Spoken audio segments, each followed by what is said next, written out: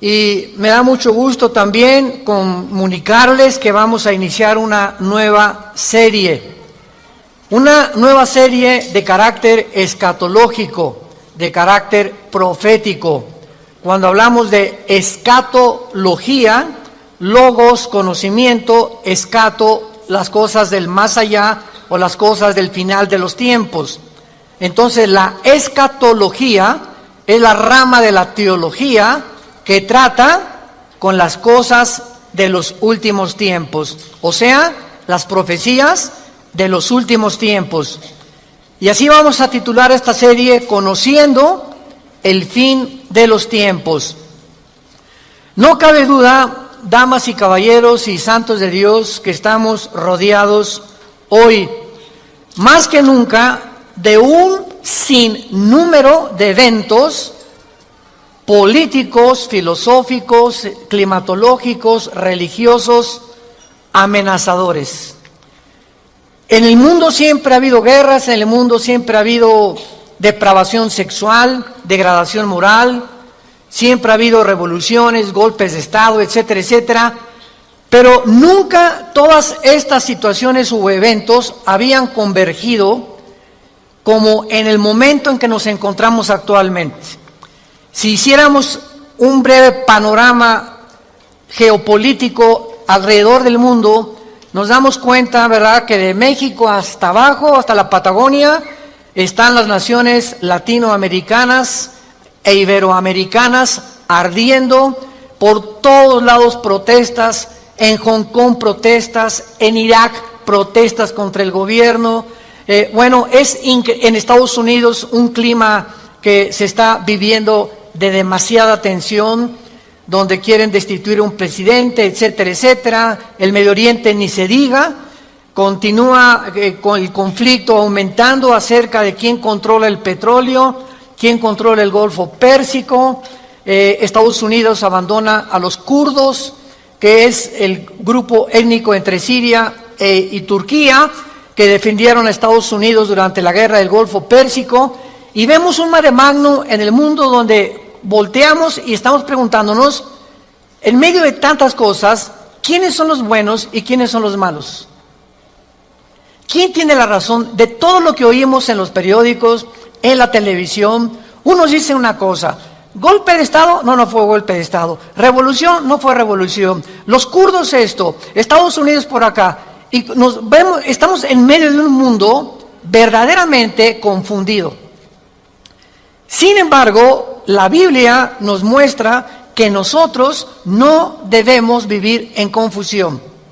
Ya cuando un cristiano dice, no sé quién tiene la razón, o creo yo porque los medios de comunicación, recuerden algo, ¿verdad? Los medios de comunicación, televisiones, radios, etcétera, etcétera, muchas veces tergiversan, las noticias de tal manera que llegan a manipularnos y hacernos creer lo que ellos creen. Entonces, dependiendo quién está detrás de los medios de comunicación, qué ideologías o qué filosofías o quiénes son los dueños de CNN o de BBC News o de Fox News, etcétera, etcétera, o en México, dependiendo quién se encuentra detrás, es la clase de mensaje que envían.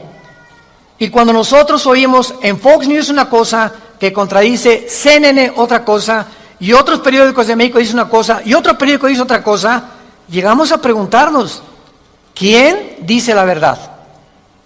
¿No es verdad? Realmente, ¿quién dice la verdad? ¿En qué mundo nos encontramos? Realmente, ¿cómo podemos nosotros afianzarnos? Es como si estuviéramos en un barco que se está hundiendo y nos hemos echado fuera de la borda, como cuando el Titanic en 1910-12 se estaba hundiendo, nos aventamos al mar y nos agarramos de un salvavidas. Y ahorita así está el mundo, estamos tratando de buscar un salvavidas, algo que nos dé seguridad. Algo que ya no produzca tanta tensión en nuestras vidas, tanta angustia, porque el mundo vive angustiado. Hay demasiada ansiedad. La enfermedad número 1 que la Clínica Mayo en Rochester y el Hospital Hopkins en Estados Unidos, que son las dos clínicas médicas más respetadas que hay en el mundo en cuanto a evaluaciones y a sugerencias médicas, coincidieron hace algunos años en que el factor común denominador o la causa número 1, escúcheme con mucho cuidado, este es un dato que viene de clínicas médicas, no cristianas, la causa número 1 de las enfermedades mentales y físicas del ser humano en el siglo XXI es el estrés. El estrés es un estado de angustia, un estado de tensión, de ansiedad interna que no te deja vivir y que te hace que estés enojado contra el gobierno, enojado con tu papá, con tus hijos, etcétera, etcétera. Ves a toda la gente con recelo, no confías de nadie, te vuelves amargado, te vuelves amargada, y es el estado interno al que el ser humano está llegando porque hay demasiados conflictos en el mundo, demasiadas noticias. Estamos oyendo con el iPhone qué pasó en Irak, qué pasó en el Medio Oriente, qué pasó por acá, mis amigos, mis amigas, y llega un momento en que el ser humano ya no tiene paz. Ayer en el Congreso de Pastores que tuvimos en México, llegaron una familia a consultarme. Él es pastor, su esposa lo acompaña hace mucho tiempo, y me dice: Armando, quiero decirte una cosa. Tenemos un programa de televisión en Sudamérica y un programa de radio. Y el otro día estaba radiando unas noticias, me dice la esposa, y ¿sabes una cosa? Que de repente se me olvidó todo. Entré en un estado de amnesia en el que ya no sabía ni quién era yo. Algo me pasó en las neuronas de mi cerebro que se me fueron todas las ideas. Y duré como 1 o 2 días. Mi esposo asustadísimo, ¿qué me habrá pasado? No fue un golpe, no tuve un trauma, y se me fueron todas las ideas. Inmediatamente le contesté y le dije: eres una mujer demasiado estresada. Y hay una autora inglesa que les recomiendo, ahorita mi esposa está devorando todos sus libros, que se llama Carolina Leaf, L-E-A-F, Leaf. Esta autora inglesa es neuróloga, pero es cristiana, y está haciendo los últimos descubrimientos del cerebro, de las neuronas, de la manera como afecta el estrés. Y en ese momento, cuando tú estás demasiado estresado y tienes demasiadas presiones, y los niños, y el esposo, y el falta de trabajo, y el buen fin, o lo que tú quieras mencionar, algo le pasa. Las neuronas son interconexiones eléctricas que tenemos, pero millones de células dentro del cerebro, y un solo alambrito por la presión mental, por falta de vacaciones o de que no aprendes a relajar tu mente, etcétera, etcétera, provoca amnesia, provoca enfermedades mentales y puedes llegar inclusive a la locura. Esto es impresionante, porque es como un árbol lo que tenemos aquí adentro. Y ella está descubriendo que cuando tienes pensamientos negativos, las neuronas se unen más rápido. Esto es increíble porque así nos diseñó Dios. Y cuando tenemos pensamientos negativos, las neuronas comienzan a tratar de desconectarse y vienen zonas negras en el cerebro que te impiden pensar coherente y lógicamente. Qué interesante que Filipenses 4:8 diga en la Biblia: en esto pensar todo lo que es bueno, todo lo que es justo, todo lo que es buen hombre, ocupa tu mente pensando cosas positivas. Porque la gente que está continuamente pensando el mal, o qué mal hacer, o estar negando a Dios en su mente, algo afecta las neuronas del cerebro científicamente. Y cuando venimos a la Biblia nos damos cuenta, ¿verdad?, que se están derrumbando todas las ideologías.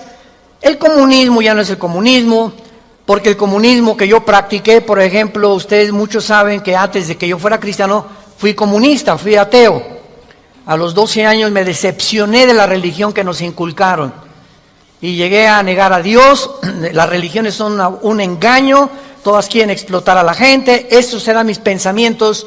Tenía el Che Guevara arriba de mi cuarto con un póster inmenso de él, y Marx y Engels y Lenin, etcétera, etcétera. Y para mí ese era mi mundo y era lo que yo creía era la respuesta, un sistema ideológico para poder cambiar la sociedad. Sin embargo, cuando descubrí, ¿verdad?, que este sistema era completamente contradictorio, como se demostró en 1990, que cayó el comunismo en Europa, cuando Mikhail Gorbachev confesó que era una ideología. Para que seas comunista, número 1, tienes que ser ateo. Escúchame con mucho cuidado. Número 2, tienes que ser darwiniano. O sea, tienes que creer que al morir no hay nada. Que vas a la tierra y que no hay Dios y ahí acabó. No hay otra vida, no hay mundo espiritual, no hay ninguna otra dimensión. Número 3, tienes que ser humanista. No humanitario, humanista. O sea, tienes que creer que el hombre tiene las respuestas para sus problemas. Ese es el humanismo. Cuando creemos que nosotros podemos resolver la pobreza, las injusticias, etcétera, etcétera. Que es la historia del fracaso de la Liga de las Naciones Unidas, la OTAN, la OEA, llámale como quieras. El hombre es incapaz de resolver los problemas que van más allá de nuestra capacidad para resolverlos. Ese es el humanismo. Entonces, si no hay esta plataforma, no eres comunista, es una mentira. Y ahora los últimos comunistas o los últimos demócratas o los últimos que han tratado de implementar diferentes sistemas de pensamiento, se dan cuenta que están ya mezclando una ideología, comunismo con democracia, con capitalismo, porque no ha funcionado. Porque la confusión a la que hemos llegado, y como dijo don Teofilito en México, ni lo podremos alcanzar jamás. Porque no hay ningún sistema de gobierno perfecto. Decía Winston Churchill, entre los sistemas de gobierno, el mejorcito es la democracia, pero no es perfecta tampoco. ¿Por qué? Porque somos seres humanos que necesitamos a Dios. Necesitamos a Dios. Necesitamos una guía, necesitamos un manual, necesitamos una luz. Y por eso el mundo está perdido completamente. Me decía el otro día un piloto que es vecino de la casa de ustedes, donde vivimos, de American Airlines, me decía: Armando, le digo, oye, cuando tú vas en el avión allá a 10,000 metros, 10 kilómetros arriba de la superficie de la Tierra, 33,000 pies, 35,000 pies, ¿cómo le haces para saber si no vas para acá o no vas para acá? O vas subiendo o vas bajando, porque la cabina del piloto es pues muy poquita, nada más ve lo que está enfrente. Me dice: Armando, sería imposible que nosotros piloteáramos sin instrumentos. Los instrumentos nos muestran claramente la dirección que vamos a llevar, a qué altura estamos, etcétera, etcétera. Sin instrumentos, un capitán de un barco en medio del océano no sabría cuál es el norte, el sur o a dónde irse si no tuviera una brújula. Y así nosotros no sabemos a dónde ir si no tenemos instrumentos, si no tenemos un mapa que nos ha dejado Dios, que se llama las Sagradas Escrituras. Y haríamos bien en estar atentos a este libro como una antorcha que alumbra en lugar oscuro, hasta que el lucero de la mañana salga en nuestros corazones. Vamos pues a abordar este tema y esta serie, porque ante todos los eventos que está el mundo atravesando actualmente, que amenazan nuestra tranquilidad, nuestra familia, nuestro futuro, provocan ansiedad, angustia. ¿Qué pasa si pierdo el trabajo? ¿Qué pasa si el peso pierde más valor ante el dólar? Si cae el petróleo, si viene un gobierno en México, o si viene una guerra nuclear. Todas estas cosas producen ansiedad, producen incertidumbre, producen intranquilidad.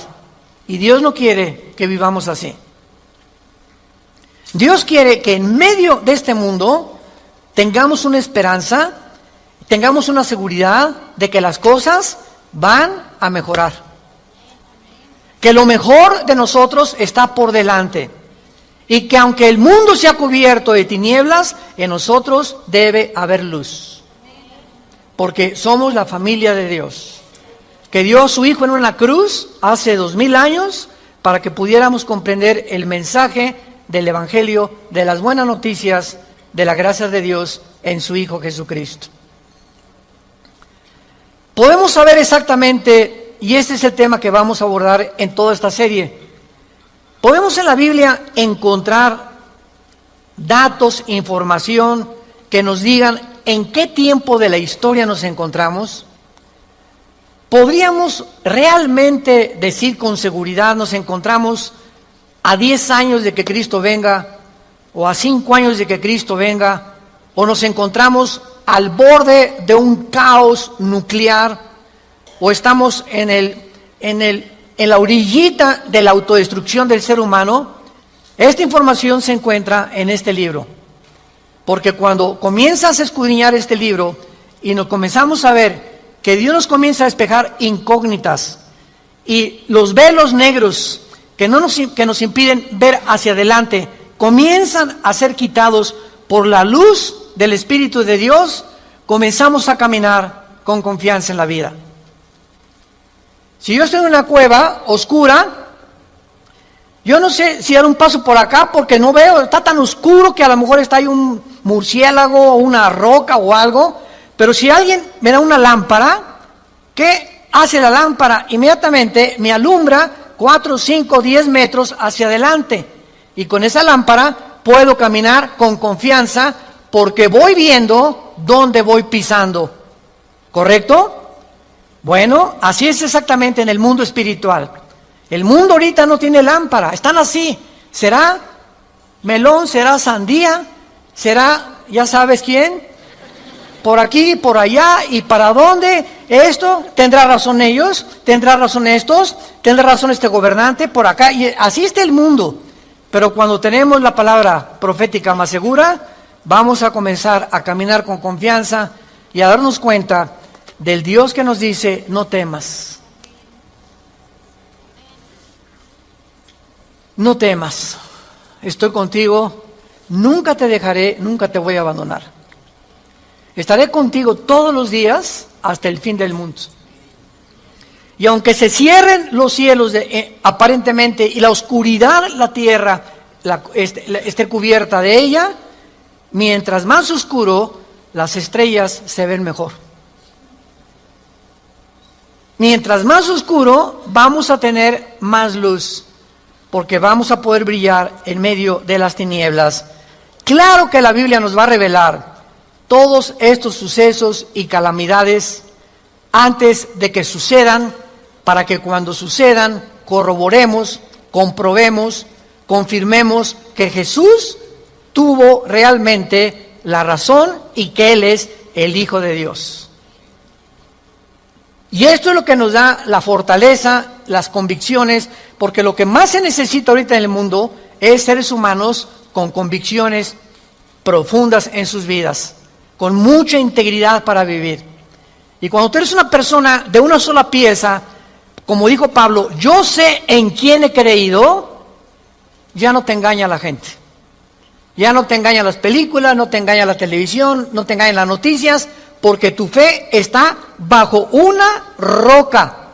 Estás parado en un fundamento inconmovible. Y este fundamento es la palabra de Dios.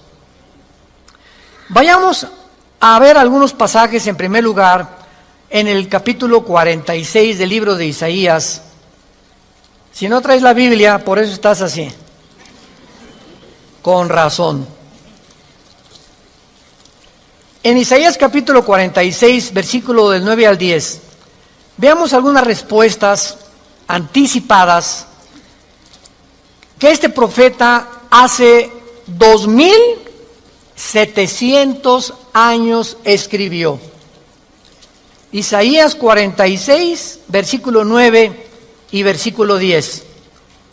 Dice Dios: acuérdense de las cosas pasadas desde los tiempos antiguos, porque yo soy Dios, y no hay otro Dios, y nada hay semejante a mí, que anuncio lo porvenir, desde el principio y desde la antigüedad, lo que aún no era hecho, que digo, mi consejo permanecerá, y haré todo lo que quiero.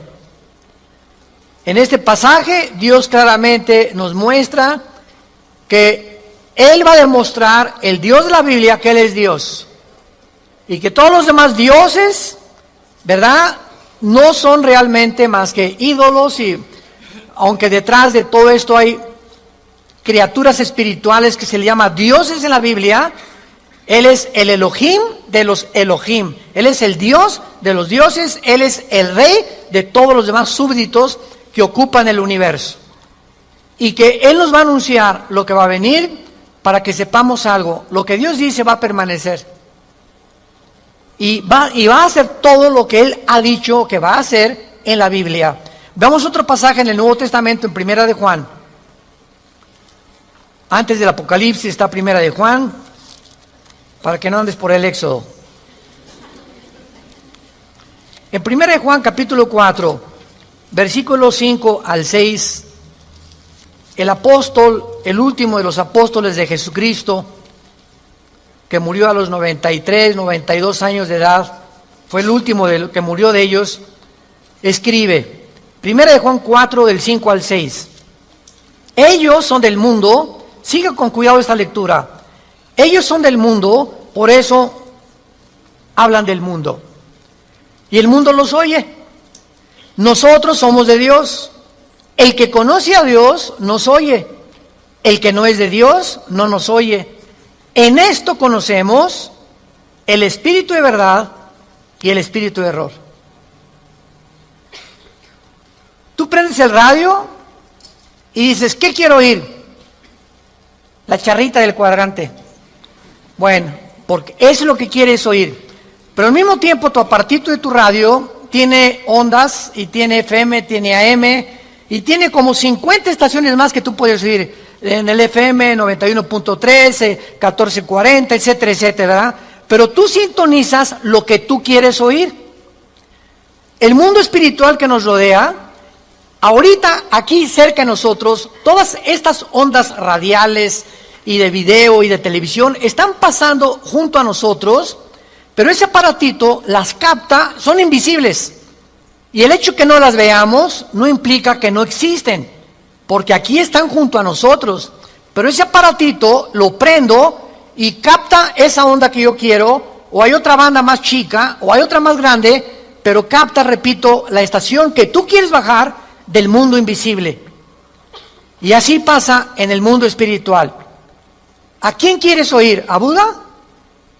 ¿A Marx? ¿A Che Guevara? ¿A Lenin? ¿A los brujos?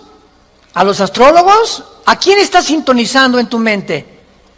Ellos son del mundo. Si tú eres del mundo, vas a oír a los líderes del mundo, a los religiosos, a los brujos, a los que te han prometido que tienen alguna verdad.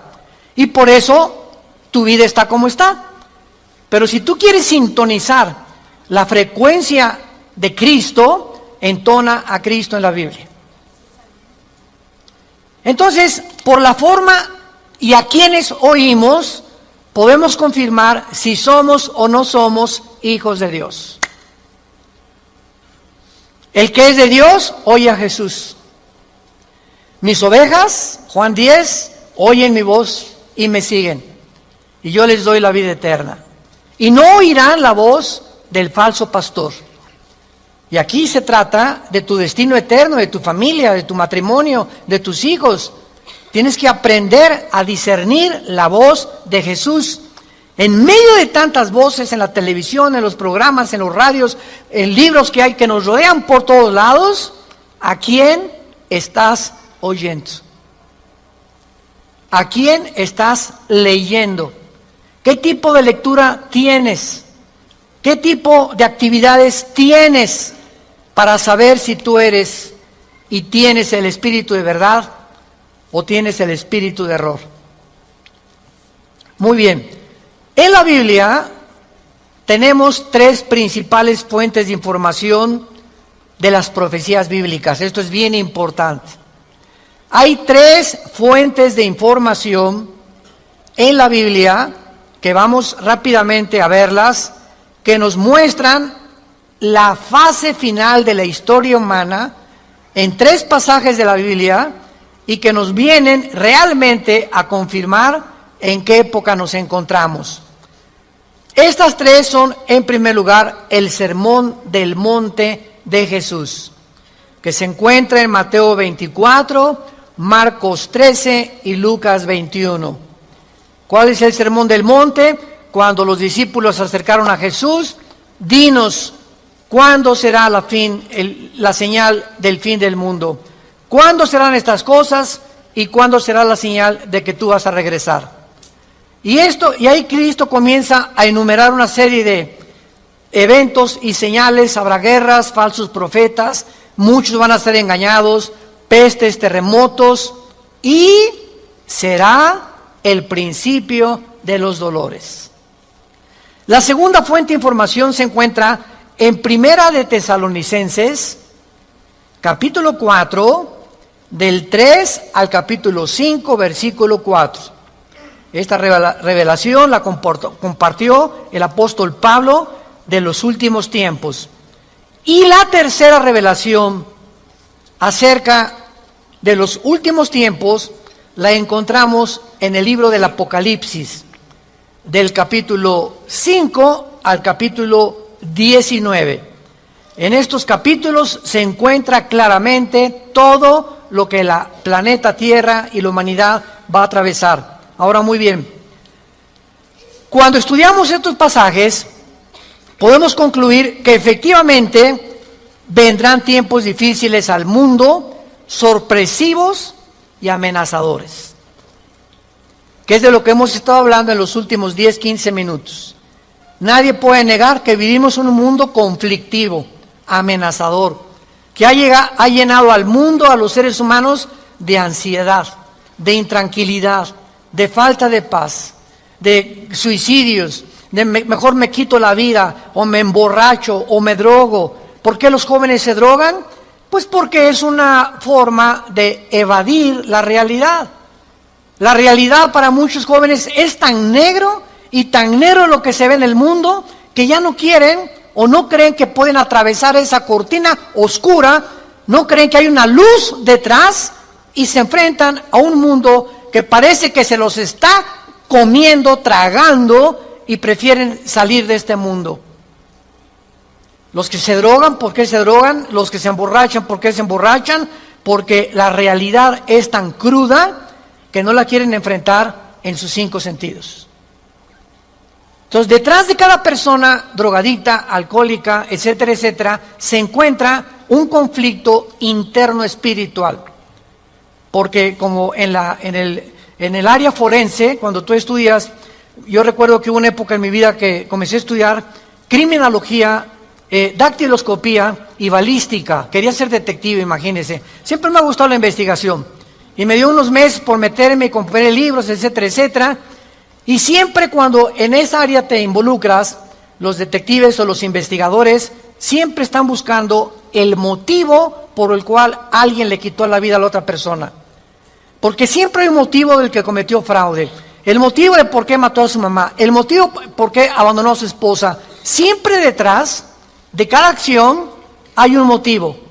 Y cuando descubrimos el motivo, nos ayuda a poder tener una pieza del rompecabezas más clara para poder averiguar o decidir quién fue el asesino o quién fue el ladrón o quién se encuentra detrás de eso. Y cuando nosotros vemos esto, ¿verdad?, que el motivo por el cual la gente hace lo que hace en el mundo, nos damos cuenta que el mundo está espiritualmente muriéndose. Y nosotros tenemos la medicina. Qué triste que tengas compañeros en tu escuela que estén tan confundidos, que no les has hablado jamás de Cristo, que tengas amigos que haces negocios con ellos, que tengas un taller de carpintería, de plomería, o eres mecánico o abogado en tu bufete o un médico, y la gente a tu alrededor, vemos a la gente,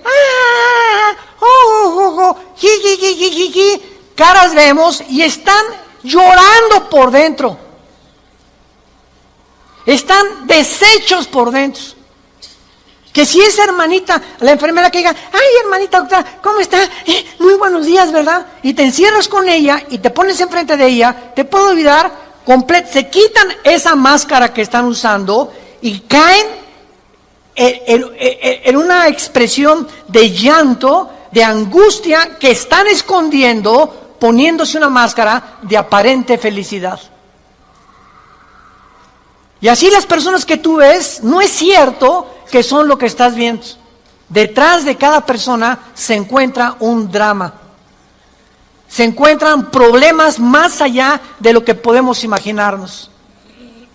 Así que nosotros tenemos la respuesta y la medicina, qué estamos haciendo con ella, y vamos a dar cuentas en la otra vida de todas las cosas que nunca cumplimos en la palabra de Dios al compartir el mensaje de Jesucristo.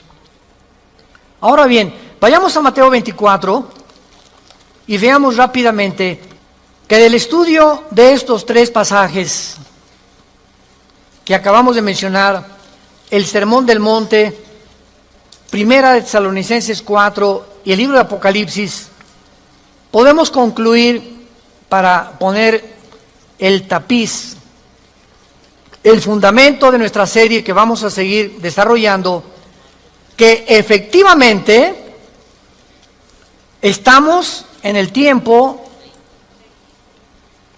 de eventos muy amenazadores, sorpresivos, y aunque nosotros los cristianos no querramos ver, ni vamos a estar, esto está garantizado, nosotros no nos vamos a encontrar en los acontecimientos del libro del Apocalipsis. La iglesia no va a encontrarse en los acontecimientos de Primera de Tesalonicenses 4, ni tampoco en el Sermón del Monte, más que en lo que les voy a mostrar ahorita. Y no vamos a ver nosotros el Armagedón.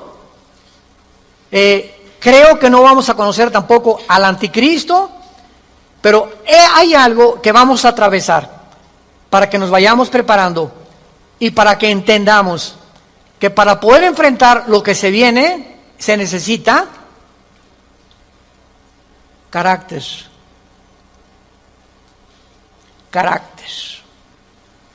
¿Qué es el carácter? Es la formación interna que el Espíritu Santo nos quiere dar, donde estableces fundamentos y convicciones inconmovibles en tu vida. He decidido hacer esto, lo haces. Puntualidad, responsabilidad. Una persona, un cristiano irresponsable, tiene mucho que trabajar con su carácter. Un cristiano que siempre llega tarde a todos lados, tiene que trabajar mucho con su carácter. Decía hace algunos años, cuando Henry Ford hizo el primer carro modelo T, 1904, corría como 25 kilómetros por hora. Su hijo, Henry Ford II, tomó la Ford Motor Company, la compañía de carros Ford en Estados Unidos, que fue la que más comenzó a vender carros a principios del siglo XX. Y este hombre llegaba a la compañía de Ford y ponía al jefe de la planta, al jefe de la administración, al jefe de la supervisión, ponía a líderes en cada departamento. Y él llegaba cada 2 o 3 meses, y si ese líder no hacía que funcionara la planta que él le había dado, lo corría. Dice, un líder, decía Henry Ford II, es la persona que hace que las cosas sucedan. Y si tú estás al frente de una responsabilidad y no cambias la situación, o no cambias la manera de pensar de los hombres o de tus soldados que tienes bajo tu responsabilidad, tú no eres líder. Entonces, qué importante es que la Biblia dice que todos nosotros debemos ser líderes. Y si somos líderes, tenemos que hacer cambiar las cosas de alguna manera. Vas a hacer cambiar a tu amigo, y vas a hacer cambiar a tu amiga, y vas a hacer cambiar a tus amigos de la escuela, hasta a tus maestros los vas a confrontar algún día. Discúlpeme, maestro, con el respeto que se merece, no venimos del chango. La evolución es una teoría que está completamente destituida desde que descubrieron el ADN en 1954. Por favor, actualícese más, maestro. Entonces, cuando comenzamos a entender eso, es cuando comenzamos a comprender que este mundo, dice la Biblia, la mayoría serán engañados.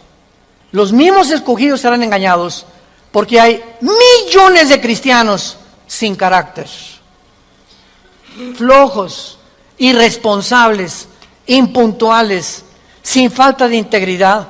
A nadie le hablan de Cristo, no comparten las buenas nuevas, no tienen convicciones profundas que los hacen ser gigantes, guerreros de Dios. Dice Mateo capítulo 24 en el Sermón del Monte el Señor Jesucristo, porque se acercan los discípulos para hacerle preguntas, versículo 3, Señor, dinos, vean las 3 preguntas que le hacen hace 2000 años. 1, ¿cuándo serán estas cosas? Querían saber el tiempo los discípulos. 2, ¿qué señal habrá de tu venida? O sea, ¿habrá alguna señal que podamos percibir de que tú ya vienes al mundo? Y 3, ¿y hay alguna señal de que el mundo se va a acabar?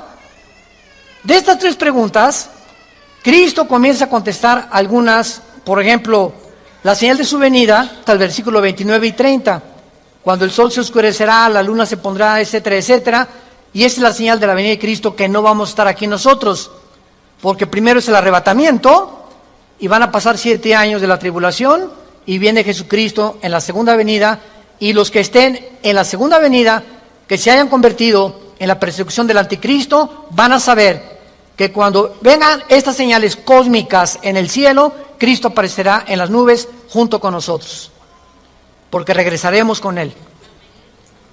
Pero lo que me interesa compartirles es el versículo 6 en adelante, que es lo que nos atañe a la generación que estamos viviendo.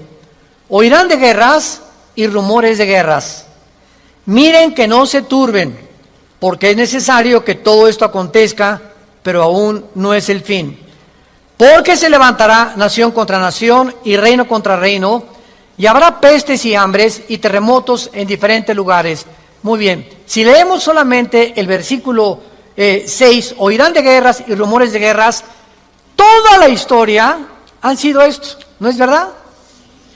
Desde que Caín asesinó a Abel, que Caín asesinó a su hermano Abel, toda la historia, de acuerdo, lo quieres apuntar, al Instituto para la Investigación para la Paz, en Suecia, Estocolmo, dictaminaron que de los 6,000 años aproximadamente de historia que tenemos, de 6,000 años, solamente ha habido 25 años de paz. La historia humana es una historia de guerras, guerras, guerras, guerras, guerras, guerras. En 6,000 años, 25 años de paz. O sea, siempre ha habido conflictos, revoluciones, golpes de Estado. Es la historia de nosotros. Pero entonces ahí podríamos quedar confundidos. Oye, Señor, ¿de qué estás hablando? Siempre ha habido guerras. Versículo 7, Él lo explica. Porque se levantará nación contra nación y reino contra reino. Esto, una guerra mundial, una guerra de carácter internacional, donde se involucraron 3 o 4 naciones contra 3 o 4 o 5 naciones, nunca sucedió hasta 1910, la Primera Guerra Mundial. Ahí fue la primera vez en la historia que sucede una guerra de carácter internacional a través de toda la historia. Y casi 30 años después, la Segunda Guerra Mundial. Entonces, con esto nos situamos nosotros en una plataforma bastante sólida y podemos entender que cuando Jesús dice, se levantará nación contra nación y reino contra reino, y habrá pestes, porque las guerras producen pestes, plagas, ¿verdad? Enfermedades, calenturas, hambres, terremotos. Señor, siempre ha habido terremotos, ok, claro, siempre ha habido terremotos, pero de acuerdo al Instituto Sismológico de Boulder, Colorado, que es uno de los institutos más prestigiados en el mundo para detectar terremotos, desde 1976 hasta el 2010 han aumentado 70% los terremotos en el mundo. 70% han aumentado. Eso es lo que Cristo está diciendo, que iban a aumentar cada vez más los terremotos, etcétera, etcétera. Versículo 8. Y todo esto, aquí es donde nos encontramos ahorita. Nos encontramos en el principio de los dolores.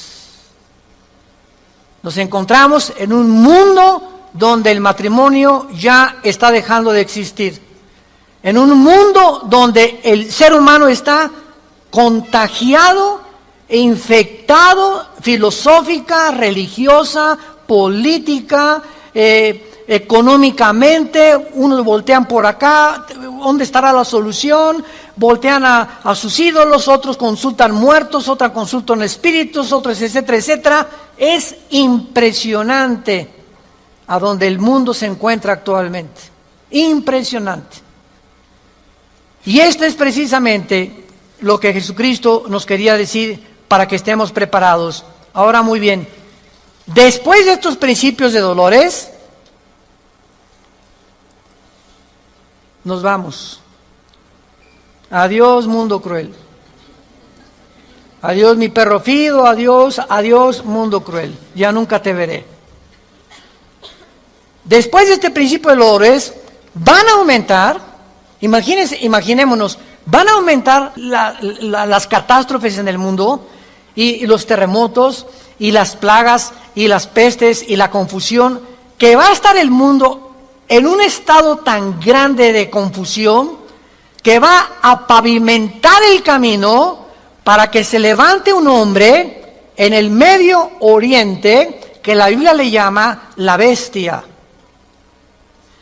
De todos los animales que el Espíritu Santo buscó, las hienas, los leopardos, los osos, los leones depredadores, no encontró el Espíritu Santo un nombre, un adjetivo para designar a este hombre, y por eso simplemente la Biblia le llama una bestia, un depredador, cruel, sanguinario, y su otro nombre es el anticristo.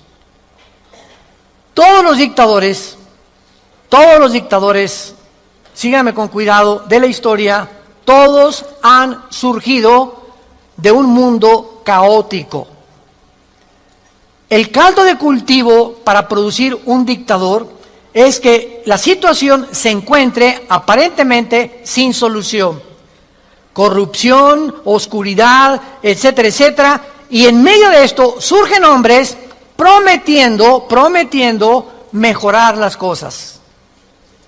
Hitler entró democráticamente. Stalin entró democráticamente. Saddam Hussein entró democráticamente.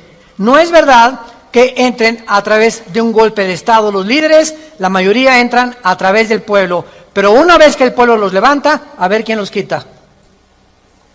Y en medio de esto es cuando el mundo va a ver en Europa que va a estar una oscuridad total en Europa. Ahorita la salida de Inglaterra de la Unión Europea, el Brexit famoso. Ahorita en Europa ya no existe, damas y caballeros, santos de Dios. Las únicas dos naciones que sobreviven en Europa es Alemania y Francia. España, Portugal, Grecia e Italia están hundidas económicamente, sin dinero para poder levantarse. Y no hay ninguna esperanza para estas naciones. Había el Fondo Monetario Internacional que lo estaba manejando Alemania, se les acabó el dinero ya. Y Francia está ayudando un poquito a Alemania. Y gracias a Dios que en Alemania la ministra Angela Merkel es cristiana. En todo el mundo es la única líder que sus padres fueron pastores y ella dijo en enero de este año, Europa tiene que regresar a Dios. Entonces, Alemania está sobreviviendo, Inglaterra se está yendo sin los impuestos que le pagan las naciones a la Comunidad Europea o a la Unión Europea, ya no va a haber forma de sostener una Unión Europea, que era el sueño de los europeos después de la Segunda Guerra Mundial.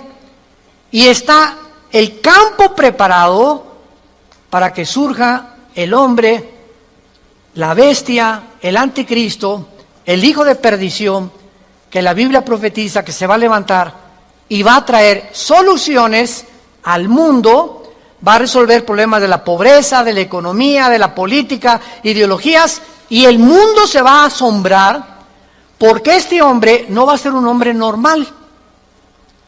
Va a ser un hombre poseído por un principado satánico. Lo hemos visto en otras conferencias en el libro del Apocalipsis. Ya no nos da tiempo para eso. Pero va a ser un hombre que va a hacer milagros sobrenaturales. Y va a tener a un compadre que en Apocalipsis 13 se le llama el falso profeta. Que va a ser, fíjense, un líder religioso unido a un líder político. El líder político, el anticristo, va a usar a un líder religioso para que el líder religioso convenza al mundo de ponerse la marca el 666. Y cuando el líder religioso convenza al mundo y haga milagros, este líder religioso, el anticristo lo va a matar. Y va a deshacer la ciudad de donde salga el líder religioso, y el anticristo, a la mitad de los 3 años y medio, va a proclamarse. Según Tesalonicenses capítulo 2, del 3 al 4, se va a proclamar que Él es Dios. Va a entrar al templo judío, va a violar el templo judío y va a hacer que el mundo lo adore como Dios. Pero, ¿será eso posible? ¿Que pueda llegar la humanidad a tal grado de adorar a un hombre como Dios? La historia nos enseña que el hombre no aprende de la historia. ¿Se acuerdan de esa frase? Y el que no conoce la historia está condenado a repetirla. ¿Qué pasó con los césares romanos? Los césares romanos mandaron a la gente que los adoraran como dioses. Y los césares romanos se erigieron como dioses. Calígula mata a su familia. Nerón tenía de amante a un niño de 10 años. Era una depravación impresionante. Cuenta la historia que cuando un emperador romano estaba en el Coliseo, cuando vayan a Roma, vayan al Coliseo, es impresionante ver el Coliseo romano. Todavía en el Coliseo romano, cuando vayan a Roma, las manchas de la sangre de hace 2000 años, de los mártires que mataron los leones y quemaron vivos y que arrastraron, ahí están todavía las manchas de la sangre, que las han mantenido. Bueno, pues cuenta la historia, ¿verdad?, que estaba el César en un coliseo, en el Coliseo romano, y entonces todo el mundo se tenía que hincar y decirle, salve César. Y un hombre se quedó parado, que aparece en Apocalipsis con el nombre de Antipas. Y entonces se quedó parado y el César le dijo a un centurión, ve por favor y ve que es esclavo, ¿por qué no se hinca? Y el centurión romano fue con Antipas. Le dijo, Antipas, tienes que hincarte porque si no te van a matar. Y entonces, y además le dijo el centurión, te van a matar y ¿no ves que todo el mundo está contra ti? ¿No ves que tú eres el único? Y Antipas contestó, dile al César que si todo el mundo está contra mí, yo estoy contra todo el mundo, porque así murió mi Señor. Lo quemaron vivo en un balde grandísimo de aceite hirviendo. Y por eso Cristo le llama en Apocalipsis mi testigo fiel. Va a llegar un momento, santos de Dios, en que el mundo va a estar contra nosotros y ahí se van a denotar tus convicciones. Y si tus amigos están contra ti y tu familia está contra ti y el mundo está contra ti, nosotros estamos en contra de ellos. Porque nuestra fidelidad es al Hijo de Dios por los siglos de los siglos. Te damos gracias, Señor, por tu palabra.